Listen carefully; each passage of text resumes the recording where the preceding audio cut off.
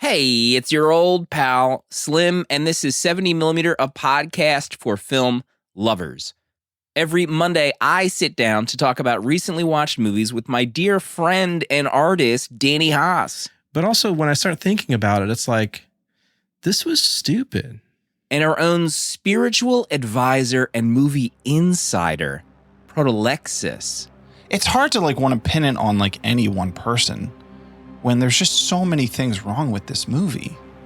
It's hard to say oh, this character falls flat. Well, it's pick a character. This is the road to Jurassic World. It's officially here as we cover the first one, Jurassic World.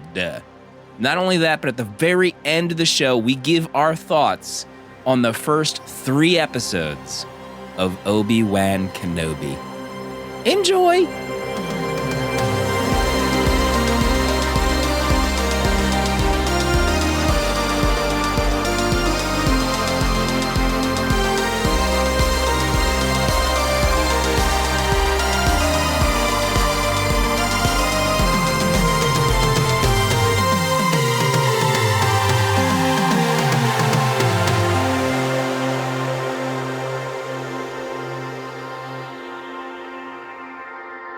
Obi Wan Kenobi. Oh, no. The conversation has been piping hot in our Discord, on social media, but we're not going to talk about it right now. We're going to save it. We're going to save it until the end of the episode. We're going to do something different. We're not going to start off the show with hot to trot spoilers. We'll save it so if folks want to choose to stop listening once we get to the Kenobi, we'll get to that. And Kev, as is his wont to do, plugs his podcast in chat. Mm-hmm. I think Kev has learned a few things from one of the hosts of Dune Pod in terms of plugging. It makes me sick. And I don't like it. I don't like it one bit. He's on a 90-second interval. Austin Danger Pod has moved Spoiler Talk to the end of their show, and I thought that was a great idea. So credit where it's due. We'll talk about Obi later. But something even better happened this week. You both saw Top Gun Maverick. Can we talk about this? Maybe we'll start with Proto, because as we know, he's the talk of the town as the movie insider on this podcast. His IG, his TikTok, if you have a TikTok account. Proto, walk us through this experience seeing Top Gun Maverick.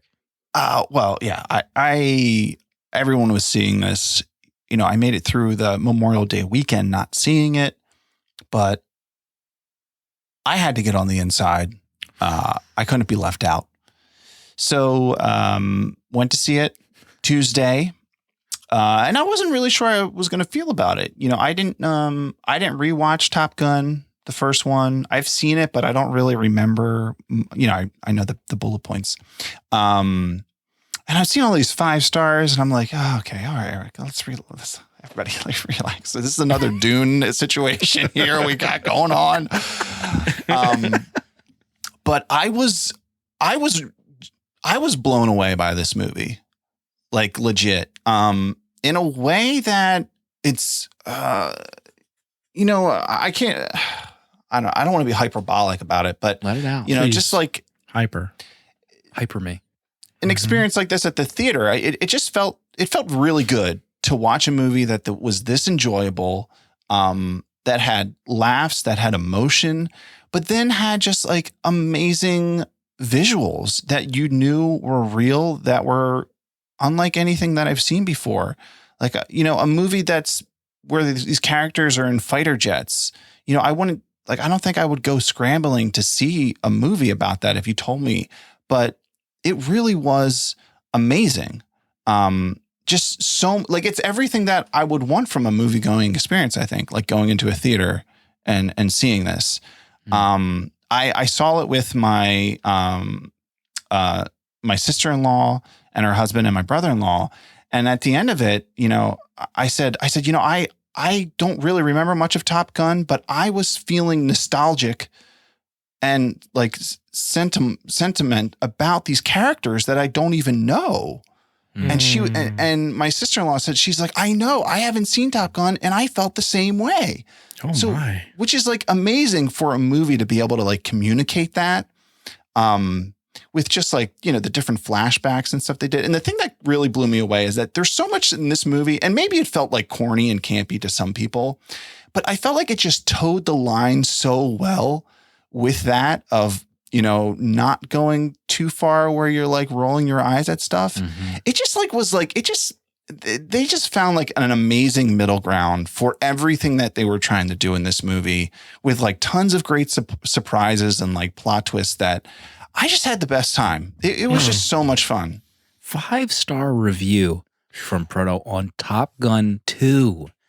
Yes. 5 stars, Danny. Incredible. 5. What about your experience? Didn't you see this at like a legendary movie theater? We were down in Anaheim for Star Wars Celebration this past weekend. And all we really wanted to do was get out of Star Wars Dodge and go see Top Gun.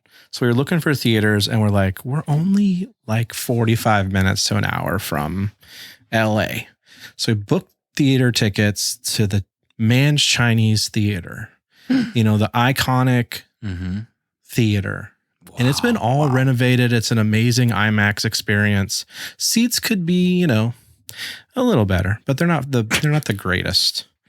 They're not couch cushions that you're used to in Orlando. Right. Yeah, exactly. So I get to go to, you get to go to the movies with your friends. 2 of my dear friends, friends in the Discord, in the village, friends in real life, to go see Top Gun.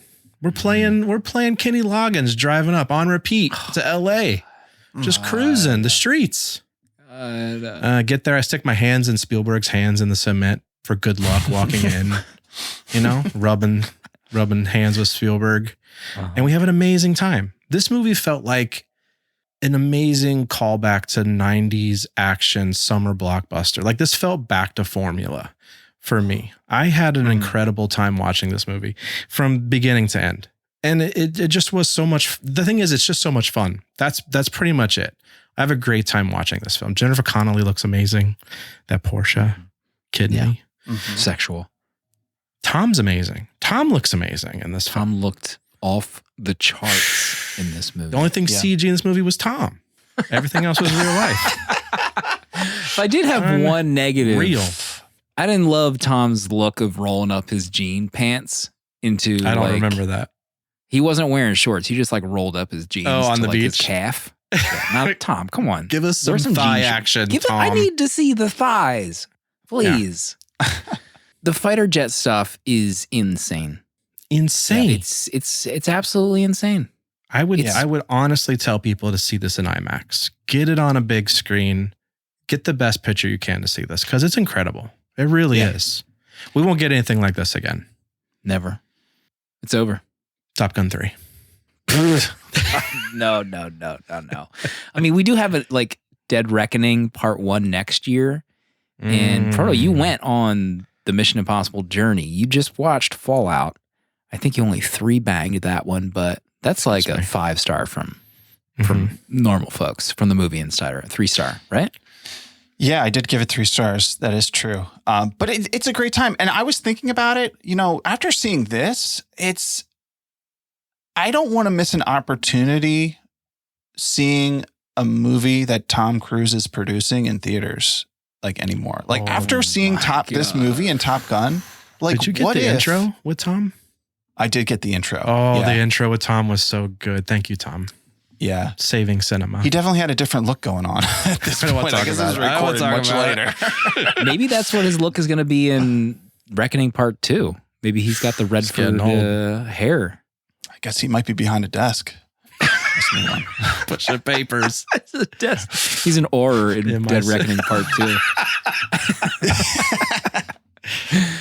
I wasn't expecting a 5-star from Proto, but it's great to see that. I mean, I was not expecting the reaction to Top Gun Maverick. I, of course, was always going to 5-bang this one hard. You pre-banged it. But having said that, it's a 4.2 on Letterboxd right now. Incredible. Like, what is going on? We're back, baby.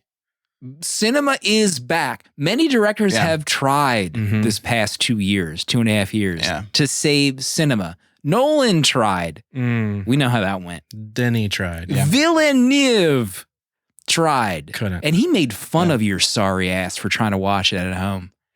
He made fun of your dopey self eating Pringles at home in a chicken parm on the floor. But Tom, swoop in. I was listening to another podcast that covered this movie. Really? Listen. Interview with the podcast Vampire. Listen, there's no better feeling than leaving a Tom Cruise movie and you see your phone has a notification that says the interview from the podcast Vampire has a new episode out and it's about the movie you just watched. No better feeling to drive from LA to Anaheim listening to these three gentlemen talk about Maverick as you leave the theater. I saw the movie and, the next day I'm like, how do I get back to this high? How do I get back? And then I remembered. Yes. There's a podcast Vampire episode. That's the way. That's how you get back. You two sweethearts. All those folks listening, try the interview with the podcast Vampire I host with Dale, producer Emeritus, and Jonesy, former guest on this podcast, the Last Crusade episode, where we wax poetic for about an hour on this movie. We have so much to get to. We have so much to talk about. We have so much to get to. Jurassic World at the bottom of the hour. Use the chapters in your podcast app if you want to skip ahead. Use the chapters if you want to skip ahead and listen to our Kenobi.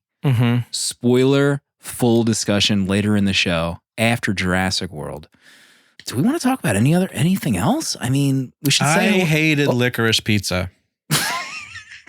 Let me just get into it. I saw you logged licorice pizza on an airplane and you gave it, what, 2 stars? 2 stars. And in my office, I have like a whiteboard and it just has little magneted up directors' names. And recently I put Tarkovsky on one side to never watch again. I'm slowly putting Paul Thomas Anderson on one side to never watch again. Oh my. Wow. Just not for me. He's not my guy. Okay? This was a snooze fest. Wasn't one of your tags like PTA retire on that review? I don't know. Someone check my letterbox. I think no one check it. No one liked this review of 2-star licorice pizza. He's not for me. Didn't you give There Will Be Blood like less than 3 stars? See?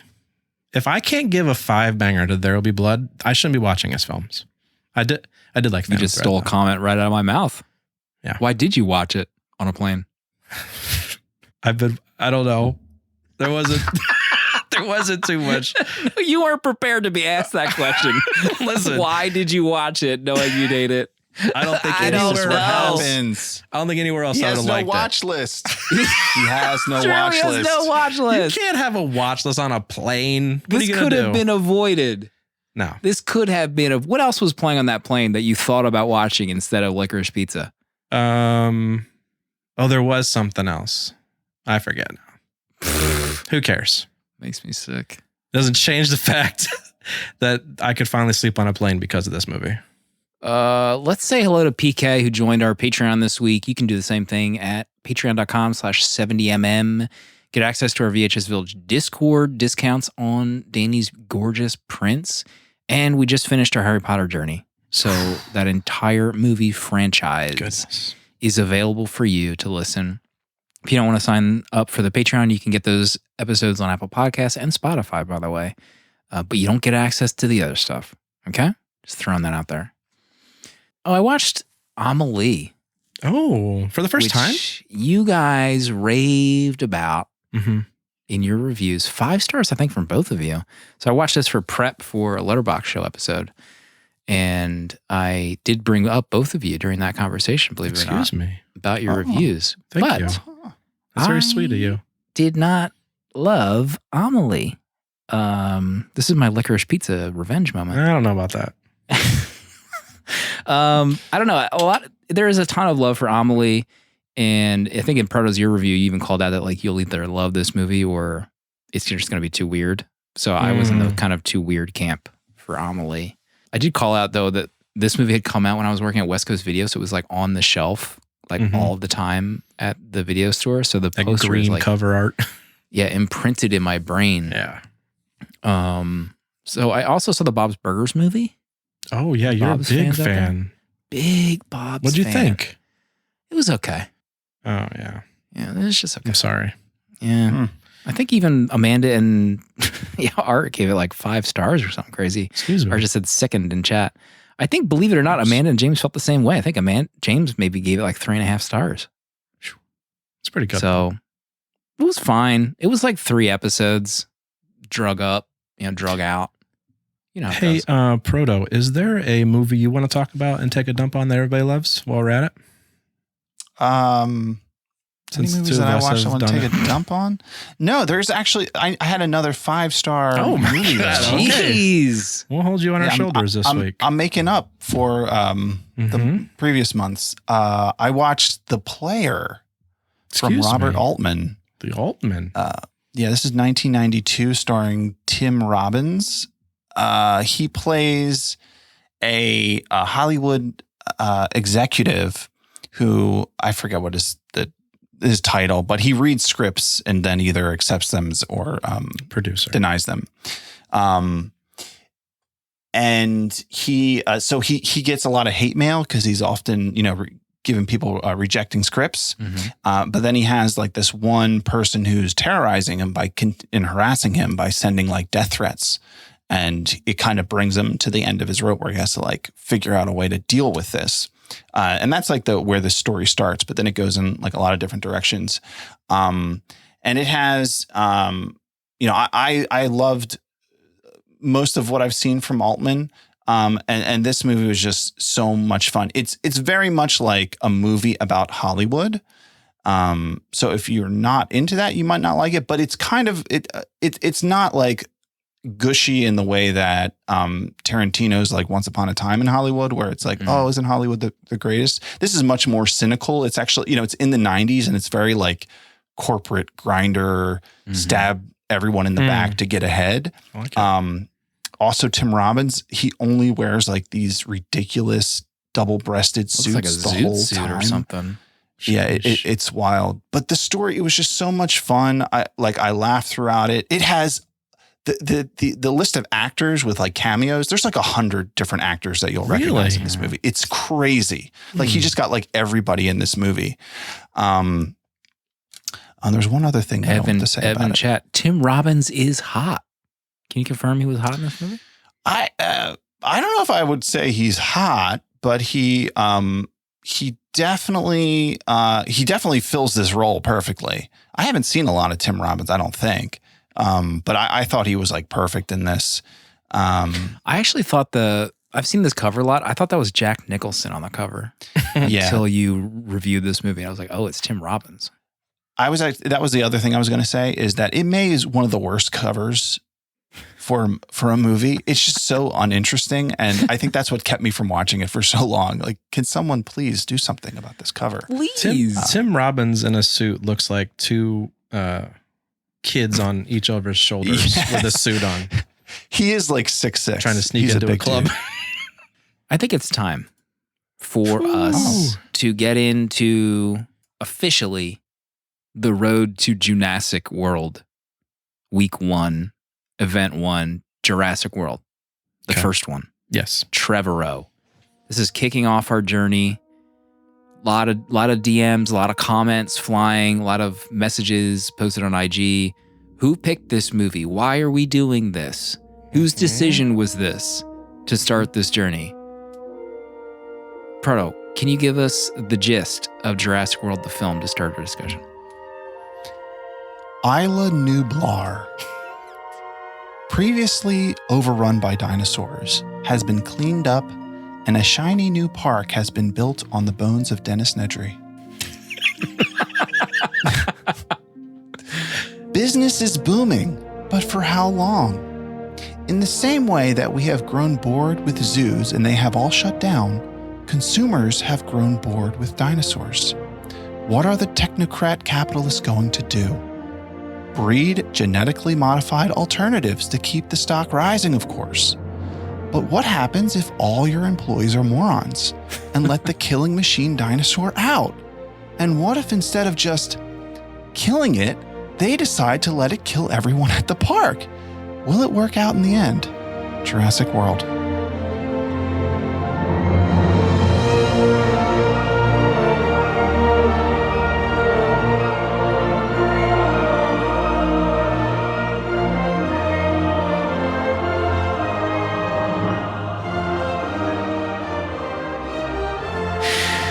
There's a different part of that music in this movie, right? It's actually really good, I think. Like there's a more dramatic portion of the music that plays. Did you notice that? It's pretty good. The downbeat, yeah.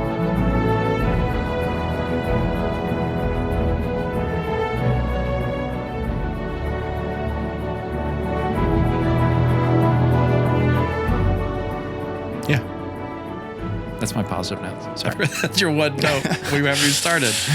Jurassic World 4K. I feel like it's a sin that this movie isn't on like Netflix or what's Universal's app? Is it Peacock? How is this not on Peacock the month of the third movie? Like, what are you? Can we get some executive to wake up, please? Have these readily available? What the French? So this is our big journey, and I just want to also call out, first of all, the artwork is insane. Thank episode. You. I'll go ahead and share it, I guess. But also the fun piece that you designed that I attached to the letterbox story that I posted this week. Yes. Oh, my gosh. Yeah. Having a good time over here, okay? Can we get that on some kind of other merch for me to wear? Please. Can we just get that on everything? Can we get that on a handbag or some kind of sticker set? It would just be tremendous. So, for new listeners, we will, as we're watching this, we write down 3 things that we really want to highlight to talk about in this viewing, and we'll go round table around the room until we complete all of our top 3, and then we'll give our final rating on Letterboxd and thoughts. Where do we start? Who wants to go first for Jurassic World? You picked this movie. You go first.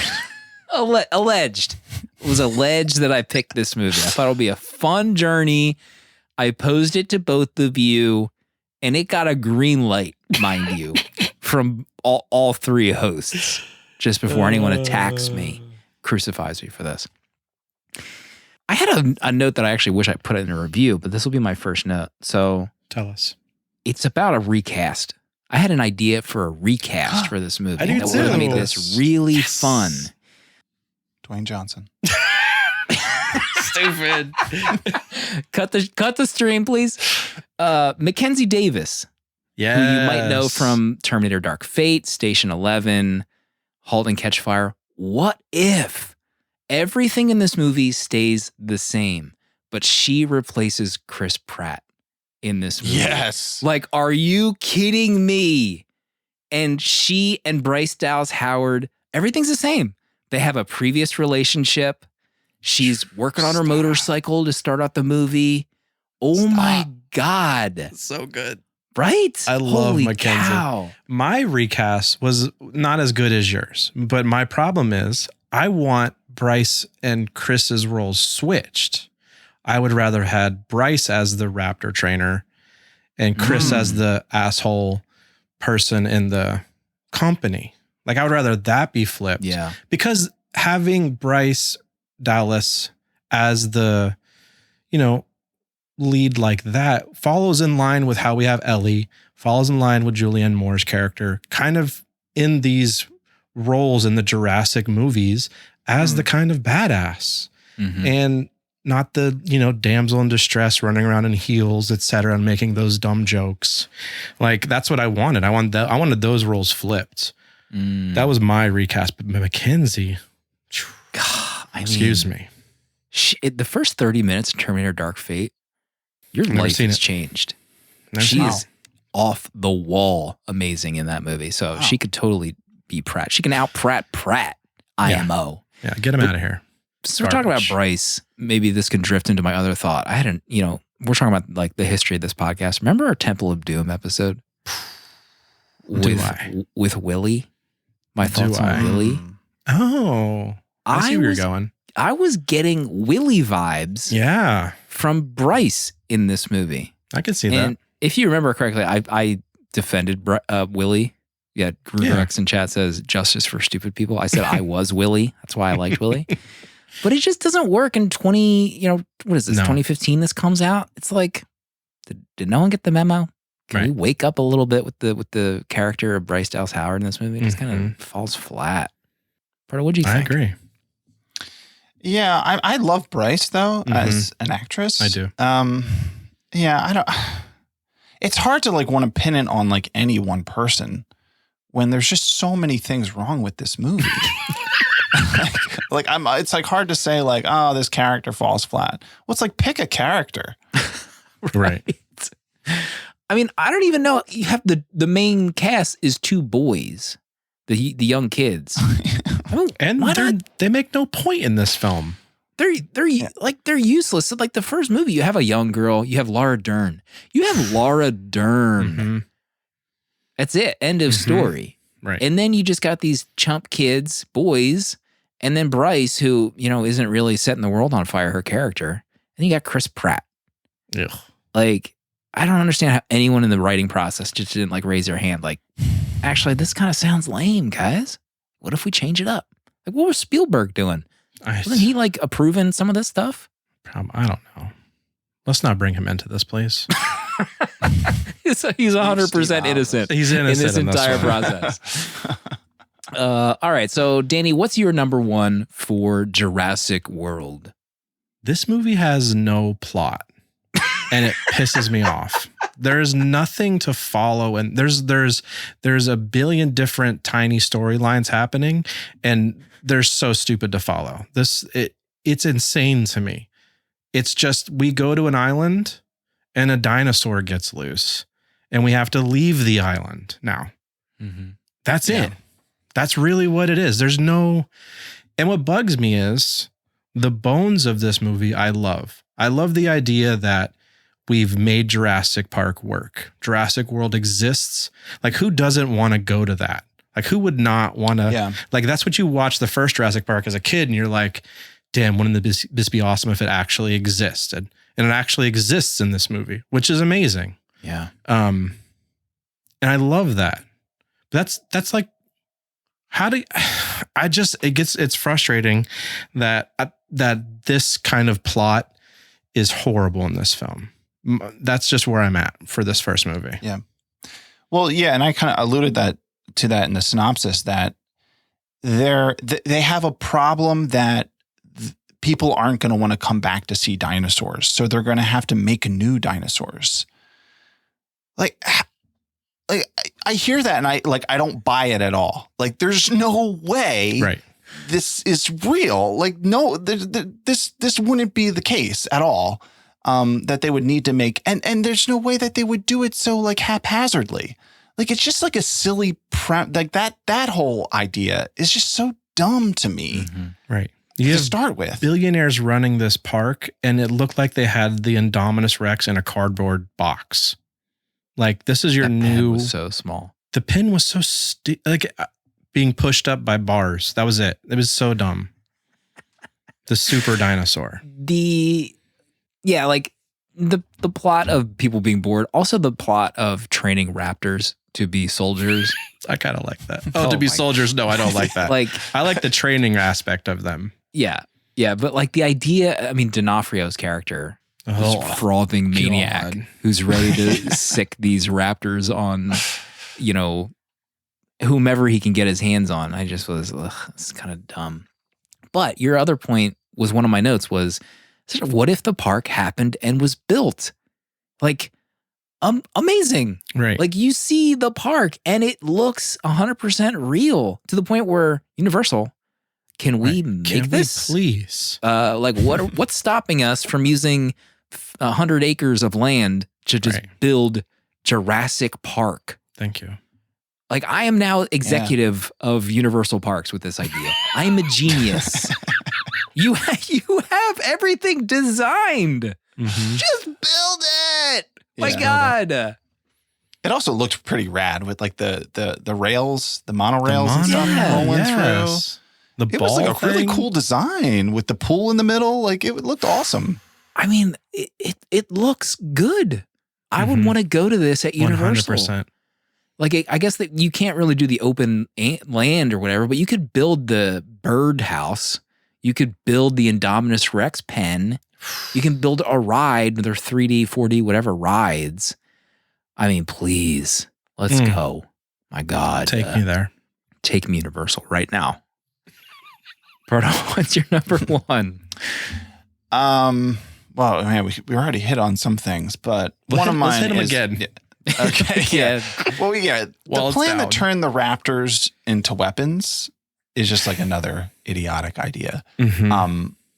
Like no one would actually attempt, like this guy's like, oh, this is going to be the ultimate killing machine for the military. Like once we have these, they're unstoppable. They've been bred by evolution for 1 million years. No. Like, dude, get out of here. We have You're guns. an idiot. But there are some cool things. Like the whole like him riding on a motorcycle beside them. That was cool. Yes. It's really cool.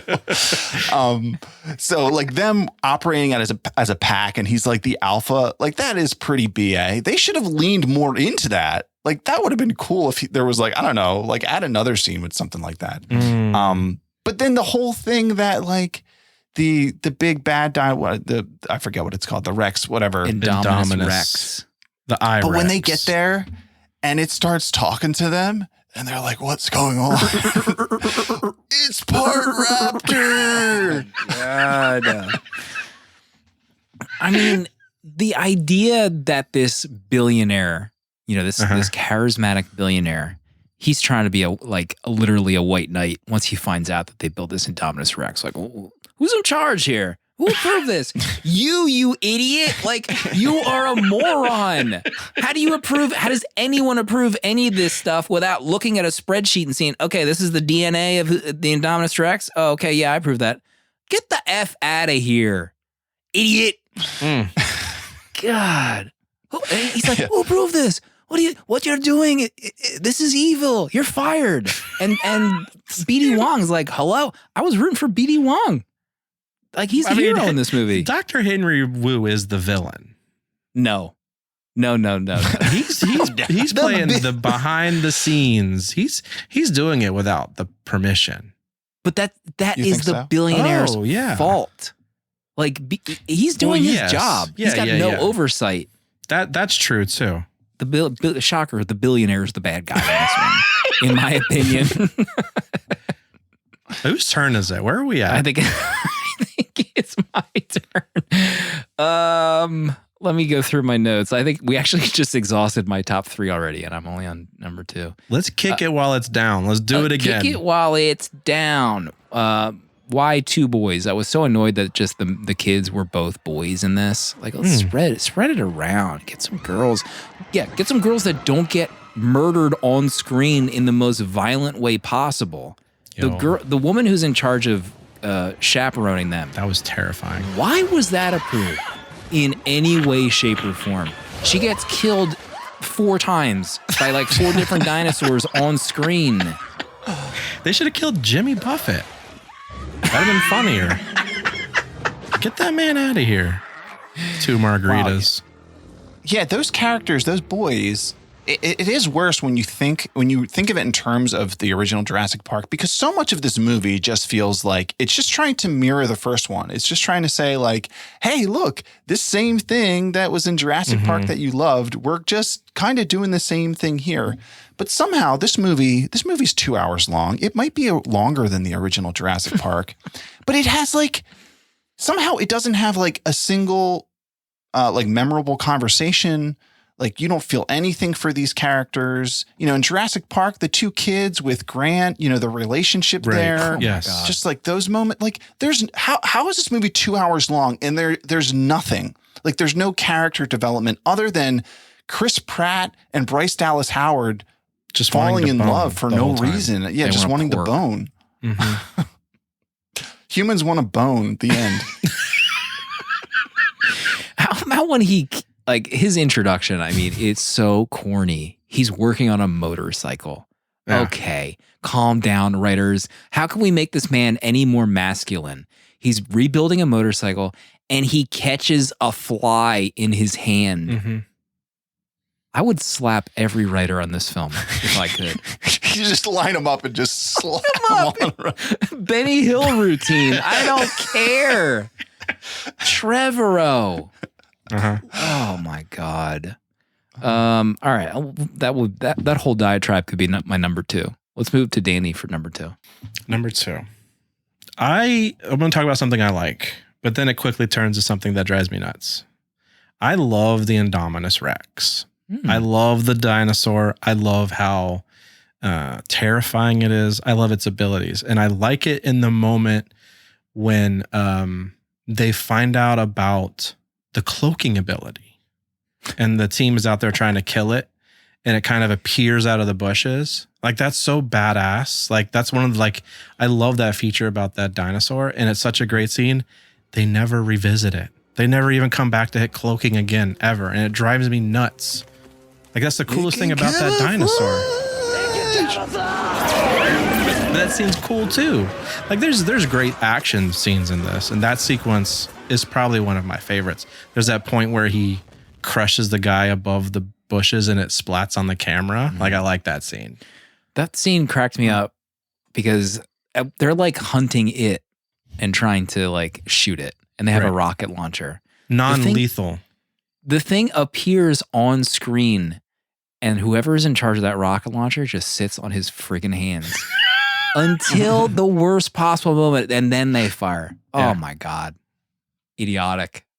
How about trying to throw a net around its mouth? Well, that they want to try to like, oh, we can't kill it. That's a very valuable asset. Like, dude, you have a giant dinosaur loose in a park with like 10,000 guests. Yeah, like, you're killing this dinosaur. Right. Like, get over it. It's almost like, how do you not just have a several fallbacks? Like, okay, we have an explosive charge in their skull that we can just detonate at any point. We have an explosive charge in their feet that we can detonate at any point. But Slim, she would have remembered that they put it in there, and she would have taken it out. She would have done its own brain surgery. Just like the tracking beacon. That line is so dumb. I don't know why they just didn't say it knew that its sister had one, because didn't it eat its sibling?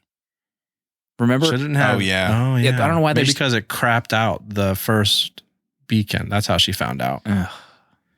Nuts to that. Prado, what's your number 2? Only number 2. God. I think the thing that made me this sick the most watching this was just all of the like replicating the scenes from the first Jurassic Park, and just at the end with the T-Rex, standing there giving its roar. Mm-hmm. It felt disgraceful. Slap in the face. I felt like sick watching this.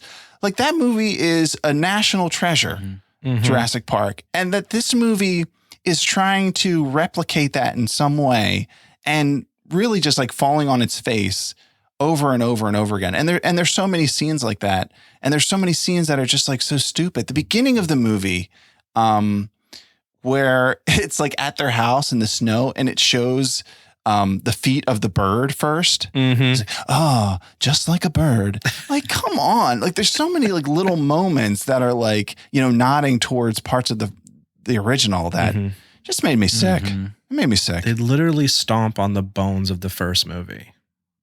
The Jeeps. Yeah. The building. They pick up the banner. The Dominus Rex destroys that building. Yeah, and actually, I like the idea. That probably sounded like one of their good ideas in the script. Like, we revisit the ruins of the original park. Like, that sounds really cool. Yeah. But it doesn't really nail it, unfortunately. I also like the idea of the ruins still being there. It reminds me of like years ago when I used to hunt on YouTube for like the Disney attractions that were still there, and you'd see people like walking among the ruins. That's cool to see. Getting banned for life. I mean, that also sounds like a plot of their 4th movie. Some YouTuber walking upon the ruins of Jurassic Park, the original one. Call us. Is Mackenzie Davis available? Mackenzie, please. Are you a YouTuber? To be the one person who can go in and save the kids. My number 3, Amanda, my wife, my dear wife, she was angry watching this movie. Very visibly, audibly. She called out a few things. Like when that one nerdlinger was talking about how he bought the Jurassic Park t-shirt. Careful. And she says, like, don't you find that a little offensive? And Amanda's like, isn't opening the park more offensive than this guy wearing a t-shirt? You're working at Jurassic Park. Stupid ass. What else you got? Oh, there's a scene where he's riding the 4-wheeler into the park when everyone is running away. And as he gets off the four-wheeler, a woman holding 2 guns gives him one of them. That's how he gets a gun when he runs into the park.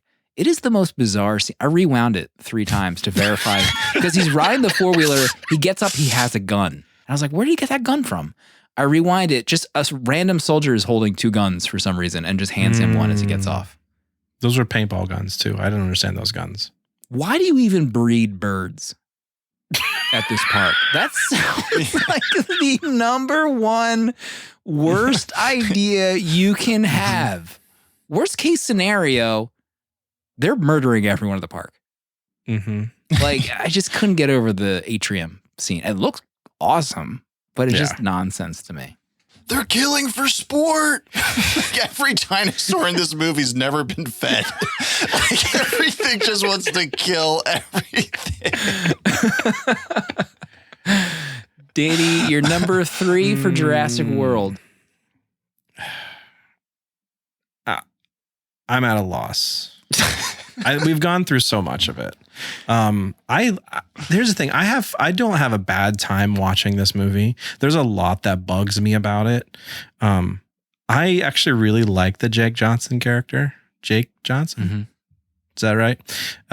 That feels like that's me. If I'm working at this park, I have my action figures. Yeah, they knew what they were doing with that character. The vintage shirt from eBay, like that's my character. So I wanted more of him and the coworker. Actually, I'd rather have like behind the scenes with them. I like that. I like that part of the story, which seems so stupid that we have a Jurassic World and like the tech guy part of it. But I'm at a loss for this movie. Do you want to give your ratings right now? Do you want to give it? Is that what you're saying? I'm at 3 stars for this film. Oh my God. I'm at 3 stars. My God. I don't know if I'll watch it again ever in my life now that we've done it for the podcast. I finished watching it. I'm like, I had fun. I think it was fun. But also when I start thinking about it, it's like, this was stupid. Right. You could, of all the stories to tell, they picked no story.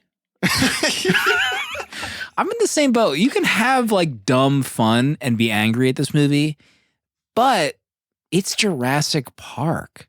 Yeah. Then it starts to like pull you back into the kind of like disgust at the entire thing. Oh, the T-Rex scene. Bryce doing that looked awesome. Yes. And now I had to read up. That is technically the same T-Rex has been living there since. They recaptured her. That's canon. That's I had to read because they don't talk about it in the movie. Apparently, it's the director said, or someone said that this was the actual T-Rex left over from the original park. How do they know? They pull it up and skirt it? That is probably my favorite shot of the whole movie. Like it's the doors opening. Nonsense. She opens the door. It looks awesome, but she's also standing 4 feet from a T-Rex.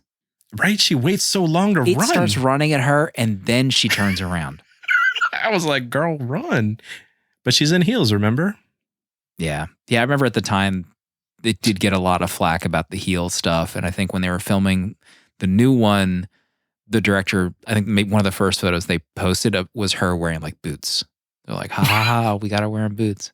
And I was also just like thinking back to the release of this movie. This was like a big deal. I saw it in theaters. Big deal. I mean, big enough for them to make 2 more, even though people kind of dumped on it because it made so much money.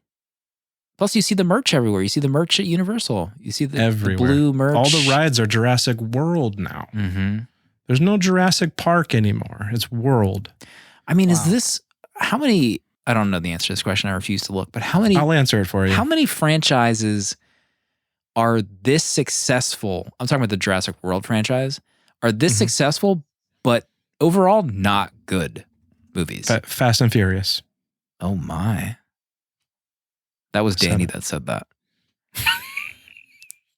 I still have fun watching them, but it's such a successful 10 movies. Right.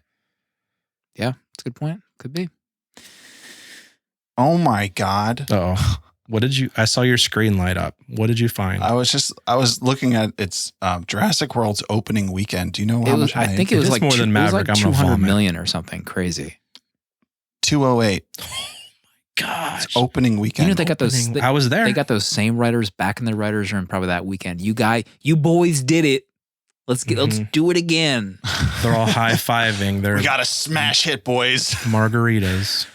I'm at 2.5 stars for Jurassic World, personally. I think we hit all of my notes. I have one of my notes in caps. Send a text. Oh yeah, when the call fails, like because they're losing a signal, they don't try to send a text message. Like it's just over. I can't communicate with you. It's over. Amanda also, some of the other quotes from Amanda, they shouldn't even be allowed to use this song, like the main theme. She was getting agitated when it came on screen. She's pissed. And was I playing. respect that. Yeah. She hated Bryce Dallas Howard. Just absolute disgust from that character, from Amanda. Yeah. Well, even that the story of that character of like she's too busy, she's working too much, you know, to even spend time with her nephews, and like will she ever realize that, you know, get away from work? Frodo, any final thoughts and your rating for Jurassic World? We pretty much hit on everything. My only other thing was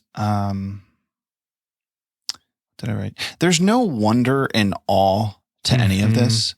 And I think that's what makes the first one so special is that anytime you watch it, you know, you rewatch it, you still have like that feeling of like when they first see, you know, the dinosaurs, and it's just magic. And it just kind of makes me sad that this movie went this way, but it is still fun. I don't know. I'm at 2 stars for it. I mean, it feels like a 1 star after talking about it, but I'm still at 2 stars. We're starting off Jurassic World with a bang. There's only one way to go from here. There is only one direction, and that's up. Fallen Kingdom next. Yes. With that scary violin noise in the trailer. Whatever it was. I don't know. Do you remember that? Maybe it was close. I do remember being moderately excited because it had a different director. Trevorrow was gone, and the trailer made it look like it was going to be a horror movie. And I have seen Fallen Kingdom, Josh. Me too, Josh. Proto, you seen Fallen Kingdom? I have not. Oh, I don't think I have. Mamma mia. Have I? I'm not sure. We have a VM to listen to. Excuse me.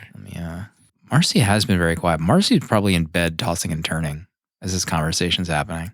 Wants no part of it. She's gripping that Jeff Goldblum cutout right now tightly. Just a reminder, Marcy from the Movie Mixtape Podcast, our resident Jurassic Park expert and film expert, really, film historian.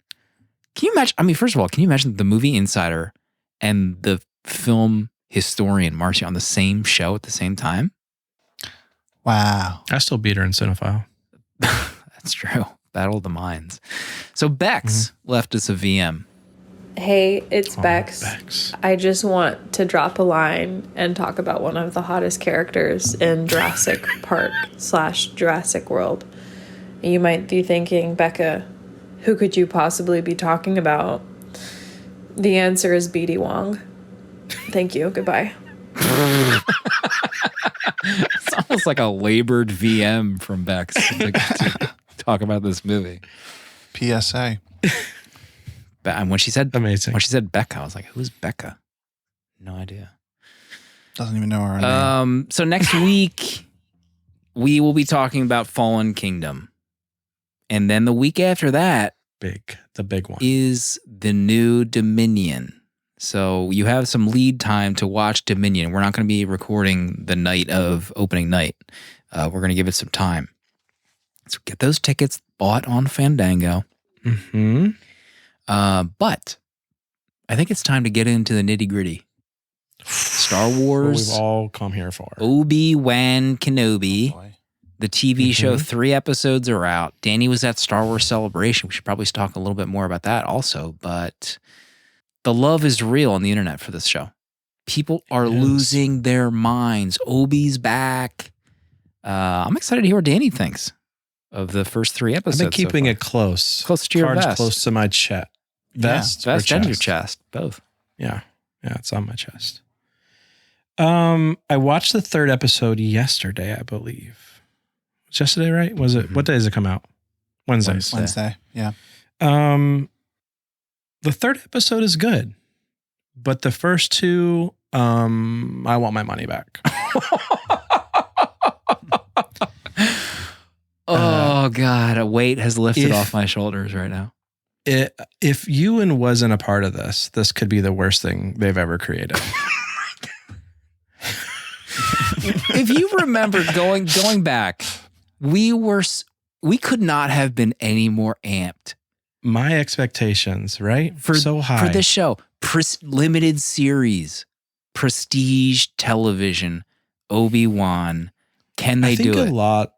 A lot of my problem is where you've talked about the dome. This looks ugly. I don't like the way this looks. I don't understand how Stranger Things gets 30 million an episode, but we have Obi Wan Kenobi, arguably one of the greatest characters in Star Wars, let alone anything Disney has, and we have to shoot this in a dome. Like, why is there not sets, locations, in anything to make this look like what Andor looks like? Oh, that's it. Andor, sorry, just before Proto jumps in. Andor looks like a friggin' $1 million, $30 million. $1 million. And that's a TV show. Why is Andor getting the treatment and Obi is getting this also ran TV set of Tatooine, everything looking like butt? Because they know we'll show up anyway. Proto, your thoughts, please. Yeah, I was in a dark place after those first 2 episodes. Like I didn't really want to talk about it because, and I thought, do I just cut it off now? Like, do I save myself the pain that I'm feeling and just like whatever it is that I'm watching, do I just say, no, I'm not watching it anymore, the show, because it's just too painful. That's where I was after the first 2 eps.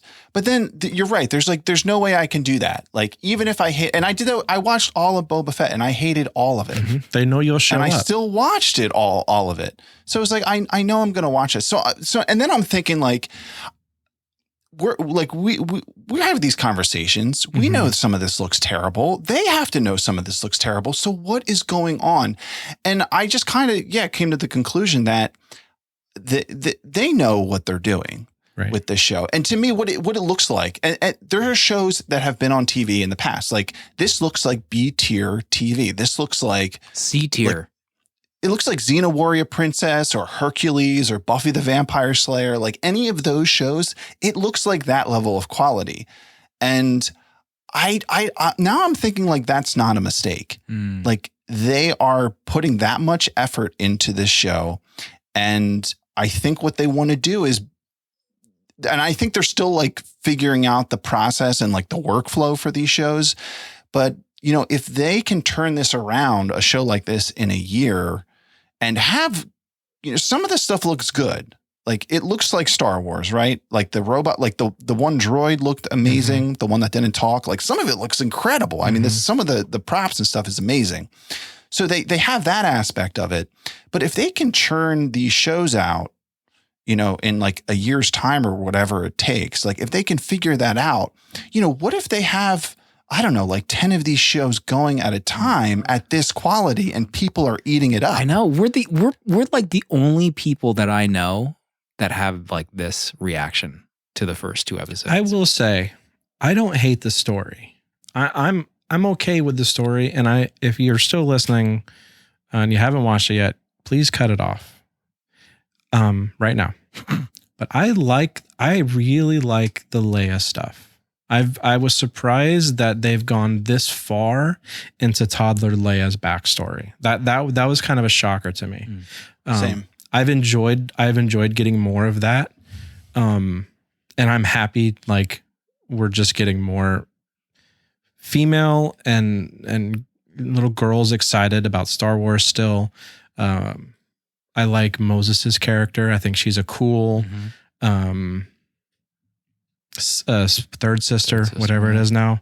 I like her a lot. There's a lot that I like about it, and it's really just the story. I am just kind of sick of looking at it already. It bums me out. And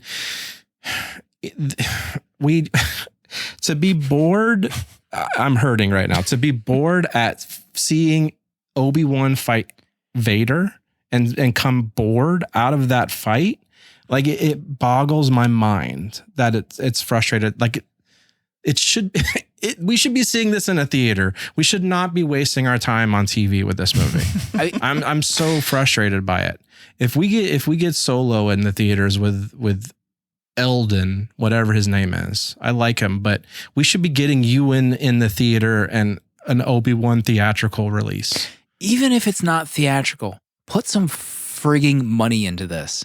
From the first scene with the Inquisitor and them walking off the ship, and I'm just seeing their rubber uniforms in broad daylight, I was like, the first 30 seconds, I was like, oh no. Yeah. Like, this is a TV show. And it's not like TV shows, I mean, some of Mando looked pretty good.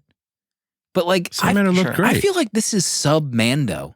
This is like sub Boba. Yes. And I'm just like literally insulted that this is probably just going to be the route of everything, like Proto said. Like, this is the future of live action. I don't know why Andor looks different. I'm not sure what. I told you why. Yeah, they had like real sets. Did they? Is it because they filmed that like 5 years ago, 10 years ago? No dome. I just, like the whole, even when he's walking through the town at night. Stop. I'm like, this looks like Star Trek 1960s sets. There's one open area of extras walking around. You're obviously in the dome. And I can't wrap my head around it. Like, and I know we sound like old curmudgeons, but it's like literally an insult. The whole show is like an insult to me. Yeah. Yeah. And well, that was my fear when I saw the trailer. I could, you can immediately tell when you're looking at the dome. Like, it's so obvious. And they have to show the show is built around the dome. All of these scenes where it's 4 people standing in a circle, having a conversation. They can't move more than 20 feet. Like, it's so obvious, like, what is going on. And it's like, they're just on a stage. They're just like, they're literally on a stage. They can't move. And the whole show is forced into these scenes and forced to be written a certain way. Now, I will say, let it out. They sucked me in the third episode. Right. When you're in Vader's castle. Oh, baby. That was cool. Yeah. I mean, I was getting chilled up like at the end of Mando season 2 with some of this stuff. Seeing Anakin, in the desert. Hayden Christensen out in the desert. Stop. That gave me chills. And then just thinking of like some of this stuff and I also thought it was directed much better. I thought it just felt much better, that episode. But some of the ideas and just places they could go with the Obi-Wan character, and just like him dealing with grief or like PTSD about everything that he's gone through, it was pretty compelling to me. And it got my, like the gears turning in my head, and it's just, it's sucking me back in with like, giving me like a taste of something really good. But of course, like the fight at the end was, I don't even know. It was dog shit. Did an assistant director have to shoot that day? And I know this is my theory that why people like enjoy it. I mean, I get people enjoy it, but because you're getting Vader, you're getting official Vader and Obi-Wan on your TV. That's exciting. But there needs to be a level of expertise on this stuff. Like Vader walking through it just felt like a fan film. Like, this is a fan-made film of Vader walking through a town. I've seen better fan films. And I don't know if maybe it's the direction where you're just contained in the Star Wars universe box. I don't know if Deborah did all 3 episodes. The first 2 she did. She did. I mean, the parkour on the rooftop scene made me want to throw up, of her running and doing flips on calm down. Everyone calm down on set. Let's rein it in. But the Vader stuff, we didn't have enough of that in Boba Fett. yes. The roof parkour. The Vader walking in the mining field, I started to get like, am I insane? Like, am I the only person that's looking around saying like, I don't like this. I don't like seeing Vader's legs. I want Vader encased in darkness. I want the only thing that I can see on screen is his helmet and the lightsaber light reflecting on it. But I can see everything. It just looks cheap. The whole thing looked cheap. Why isn't he using force wind to put the fire out? Why isn't he using the force to separate the fire to get Obi? You're friggin' Darth Vader, dude. Yeah, it felt very much like a stage play to me. Like that was You're at a theme park stunt show. God, yeah, you're right. That's the only thing I could think of. Like, all right, this isn't like a real story. There's no realism to this. They're just creating these moments for a play, and that's really all it is. But why, like Obi-Wan couldn't? Yeah. It's interesting. Could there have been like a speeder there and he like jumps on it and gets away or so? Like he gets carried away by a droid. Like 10 feet away from Vader and the stormtroopers. I don't understand how Vader just didn't just grab him. Right. Vader is very connected to the Force still. He's a Sith Lord. We literally have a man who's wearing a suit that probably can't catch fire because he got burnt to crisp. Mm. Not just walking after Obi-Wan laying on the ground. He's trying to kill him the whole like. What? I was baffled by the choices in the third. Trader in chat. Maybe he was scared of, check notes, one random civilian sniper. Oh yeah. Yeah, that shot rang out. How about when that one shot rang out, all the stormtroopers are like panicking, looking around to see where the one shooter is from. They had no clue. She's 5 feet away from them. Obi-Wan is exactly like me. He dreams about the prequels. So that was great to see. And the intro to the first episode, I was very excited. Mm-hmm. That catch up through the prequels where we're at with Obi, that was very smart and very cool. I'm apprehensive now. Very apprehensive. I kind of want it over with. That's the problem. We have Obi versus Vader, and I want this over with. I don't want to see it again. Yeah, maybe we'll get some Liam. Maybe Liam will save the hope. Things. They have a great conversation. I need more visions of Hayden Christensen as Anakin. That was badass. We need 100%. For a second, I thought it was going to be Qui-Gon, and then you see it's Anakin. I'm like, oh, that's kind of rad. I mean, what if Vader can force project a vision of himself to Obi? Like, and have a full-on conversation, but he presents himself as Anakin to mess with his head. And like maybe his arms. Listen, that's dope stuff, but they're not going to do it. They're going to pour rocks on the ground and light him on fire and drag Obi through it. And he's going to burn his shoulder. Mm. Yeah, that's the thing. It's like, I don't think I can hope for like a really badass like lightsaber fight scene now. No. We just had, like, how are they going to have like an amazing scene after they just had what they had in the third episode? It would just be too like conflicting in just like the visual storytelling. Like it would just be weird for them to now have like this amazing badass fight after they have, they're like tapping sticks against each other. It's just so weird. This almost feels like, I hesitate to bring it up again, but episode 91, like our reaction to something that has been almost nearly universally loved and weird. I don't know. I've seen some comments though. I've been looking around. We're not alone. There's more than just us out there. Okay. We'll form together. I think it's though that if you do it in any like public forum, you get attacked for, saying this is like, what do you want? Like an adult show? You want sex? You want people, you want people getting cut in half. And like, nobody wants that. Like you can make a good, family TV show. The best thing about Star Wars is there's so much of it. We're not going to love everything. So I can't love it all. Yeah. We can't love it all. Someone's gonna love Obi-Wan. Someone's gonna see Obi-Wan and it's gonna be their first Star Wars intro. And they're gonna love Star Wars for the rest of their lives because of this. So we'll get there. If a Luke Skywalker show is of this quality, I need it cut right now. I don't know. I don't want to see I don't know what I'm gonna do to myself if that's the case. I might cancel Disney Plus. And I don't know if I can do that because that means I'm canceling Hulu and that means I'm canceling ESPN. I can't do that. You need your hockey. I need Star Wars back in the theaters. Yeah, that really Disney is the Plus answer. is a crutch right now for them. Or, hey, but I will say, Celebration. I know not everybody loves Bad Batch, but I love that season 2 trail. I love Bad Batch. Yeah. Any animated show is a ton of fun. Tales of the Jedi. Animated. They can't screw that up. They can't. That's just the route. I'll let the live action stuff exist elsewhere, and I'm really have to go. You're gonna watch I have to go all in on the animation. Keep my Obi thoughts private. It's not safe out there. It's a minefield. You're safe with me on that social media. Okay. I need Star Wars back in the theater. Taika, please. Is Taika gonna make this happen for us and bring us back?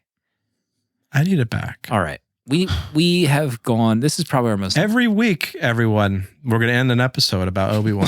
God, I can't. I don't know if the emotional next week we'll have our thoughts of the show can sustain that. Maybe we'll keep that just to Discord. I'm not sure if we want to. No. I mean, no. Let's just. We're doing Fallen Kingdom next week too. Can we? Yep. I'm not sure if we can have two extremely critical. We're not backtracking now. All right, we need to wrap up. Proto.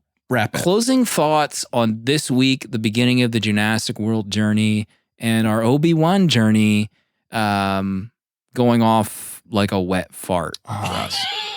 Well, as the movie insider, I want to believe that there's something good in a 2-star sequel, a sequel to a 2-star movie.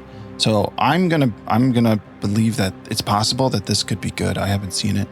I'm gonna hope for the best, and I'm gonna have a good time, regardless of how I'm just gonna choose to have a good time, and I think you can do that. You can watch a movie and just make it happen. Can we do that for Obi-Wan? Just make that happen.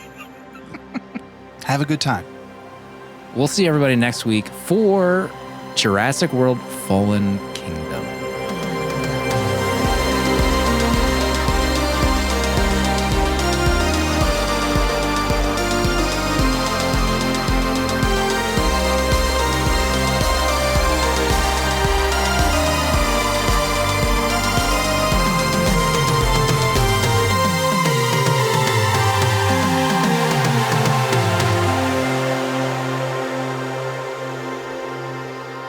$70mm is a tape deck production featuring original artwork provided by Danny Haas. Spiritual guidance and V'ger, the robot who loves movies, provided by Pertalexis. Producer at large Dale_A. Transcripts provided by Sophie Shin and music composed by Cinematric. Prints and other merch are available on 70mmpod.com. This episode was mixed, edited, and produced by me, Slim.